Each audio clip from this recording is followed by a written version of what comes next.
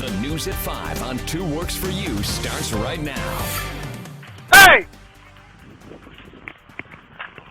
Come on! A dramatic rescue caught on police body cam. Right now at 5, get up close as a Muskogee police officer pulls away a man from a burning home.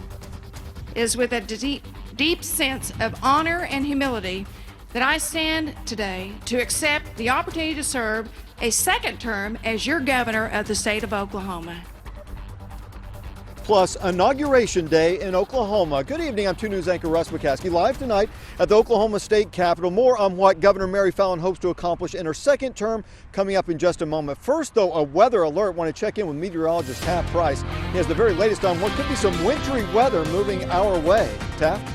Yeah, Russ, it looks like that wintry weather, at least the potential for it, will try to move into the area Tuesday night on into Wednesday morning. Just a slight opportunity. We could see some light snow or maybe some light sleet. We'll get to more of that here as we get to the main weathercast here in just a few minutes. I want to take a look and show you what's going on out there right now. We've seen a little bit of sunshine break out through the afternoon hours. Just a beautiful sunset now here in the city of Tulsa. You know, some high and mid-level cloudiness still around, and temperatures topped out in the mid to upper 30s this afternoon. We were 37 last hour. We've dropped back to 35 degrees, and you notice that northeast wind currently at 15 miles per hour, and it's that combination of the wind and those chilly temperatures that you have to deal with at the present time. We're at 33 in Bartlesville, 32 in Veneta, 35 Muskogee, and 34 in Stigler. But then you throw in that north wind, and it drops wind chills into the 20s. Feels like 26 in Tulsa and Pryor, 26 Veneta, 26 as well in Okemah.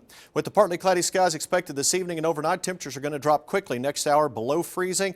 We're going to drop into the low 20s by 10 o'clock, and we're going to start tomorrow morning off in the teens with just enough of a northeast breeze that's going to keep those wind chills in the single digits early tomorrow morning for the kids at the bus stop. Coming up, we're going to tell you a little bit more about that chance for wintry weather later on this week, and we're also going to talk about a warming trend that'll move in after that, all in the Storm Shield forecast in just a couple minutes. Yeah, that's something we're all looking forward to. All right, Taft, thanks. Breaking news update now. Shifting temperatures likely to blame for a water line break that left storm damage to a Tulsa gas station. 2 News first on the scene today. 2 News reporter Will Dupree joins us now, begins our live team coverage with a look at the damage. Well, Russ, just a few moments ago, I talked to city leaders, and they tell me that 6 businesses are affected by the water line break here. Those 6 businesses are without water at this point, but I'm going to step out of the way and let you take a look, and you can see where crews are working to repair that broken water line, and you can also see where the canopy fell onto the gas pumps back behind me here earlier today. This all happened after that water line broke and shot water high into the air for several minutes. Security cameras caught the moment when a water line broke in front of the To Go Food Mart in North Tulsa. At 8:55 a.m., you can see the sidewalk buckle and water starts streaming out into the street. By 9:05, the water is spewing dozens of feet into the air. The pressure becomes so intense, it finally takes out the canopy over the gas pumps. My canopy is there, so I think what's going on, I don't understand this happened. I never think happened like this. When the canopy came crashing down, the sound was so loud, one neighbor says it woke him up.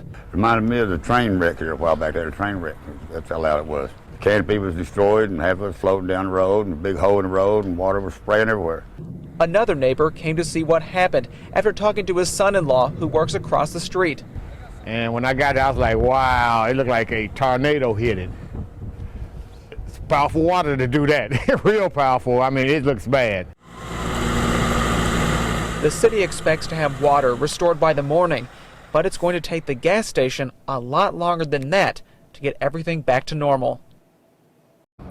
Well, the store here at the gas station will remain open for now, but the owner says he's unsure when he might be able to sell gas again. There's still a lot left to clean up.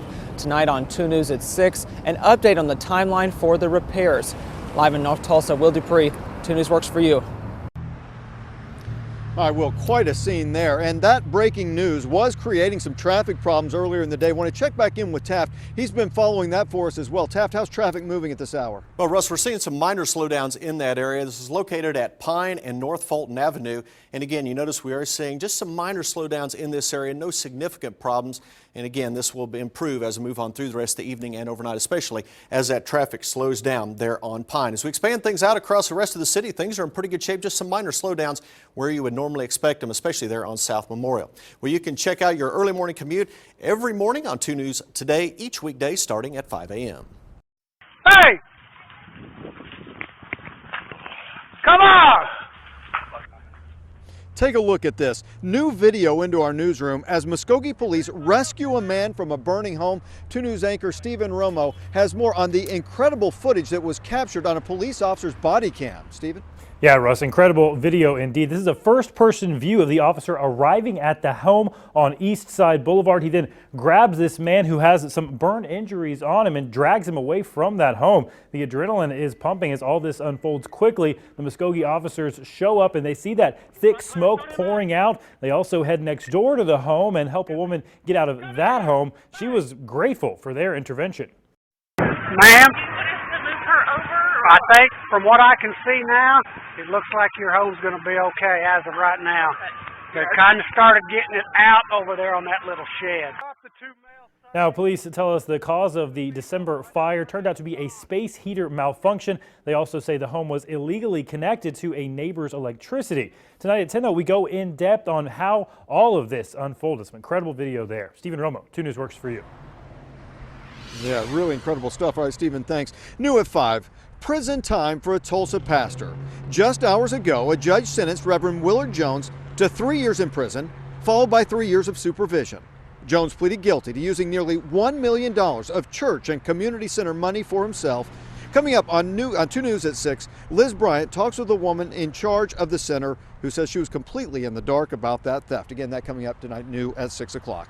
Well, the stage is set for 4 more years. The first female governor of the state of Oklahoma was sworn in today for her 2nd term in office. Mary Fallin's calling it a new day for the state of Oklahoma, but it's one that's filled with many of the same old problems.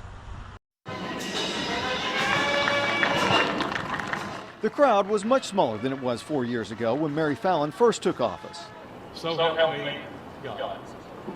But the duties are the same, and she promises progress. We should all commit ourselves to working together as Oklahomans to make Oklahoma the best place for people to be able to live, work, and raise a family. For the first time in a long time, 3 of the 8 state elected offices are held by people from Tulsa. Insurance Commissioner John Doak says that gives Tulsans a way to be heard. 3 Tulsans representing us at the state level, I think is historic for Oklahoma.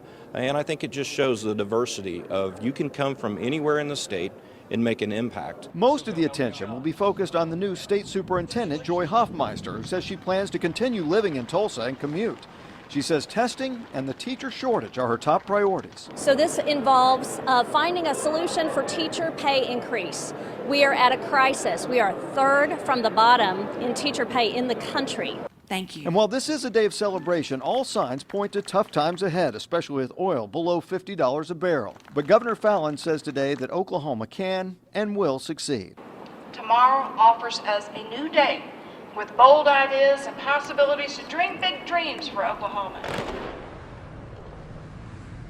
Now, coming up tonight at 6, we're going to hear more from State Superintendent Joy Hoffmeister about specific things that she hopes to propose in the first 100 days that she is in office. And we'll also have reaction from Tulsa School Superintendent Dr. Keith Ballard. Again, that coming up tonight at 6 o'clock. We have continuing coverage on our website. We've posted a slideshow of pictures from today's inauguration, as well as the full text of Governor Fallin's speech. That is all online right now on KJRH.com. Also going in depth with 3 main points from the governor's address tonight.